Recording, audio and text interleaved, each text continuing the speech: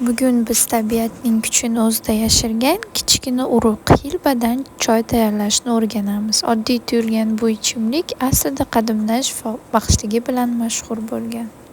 300 ml suvni olamiz va 2 choy qoshig'ida xilba urug'larini solamiz. 5-6 daqiqa qaynagandan so'ng o'ziga xos xushbo'y hid taratadi.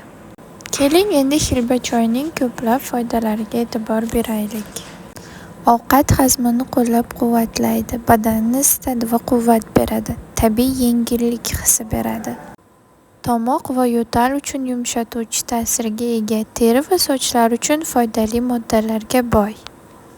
Ayollar salomatligida qadimdan ishlatilgan, immunitetga umumiy yordam beradi, tabiiy antioksidantlarga boy. Lekin esda tuting, har qanday foydali narsa kabi xilbani ham me'yorda ichish muhim. Har qanday foydali narsa kabi ehtiyot bo'lish kerak bo'lgan tomonlari ham bor. Me'yoridan ortiqcha ichish tavsiya etilmaydi. Ba'zan oshqozonda og'irlik yoki bezovtalik berishi mumkin. Homilador yoki emizikli ayollar, shuningdek surunkali kasalligi borlar uni iste'mol qilishdan oldin shifokor bilan maslahatlashishi zarur. Choy tayyor, hid ajoyib, ta'mi esa tabiiy va o'zgacha. Keling, endi birga bahramand bo'lamiz va xilbaning kuchini sinab ko'ramiz.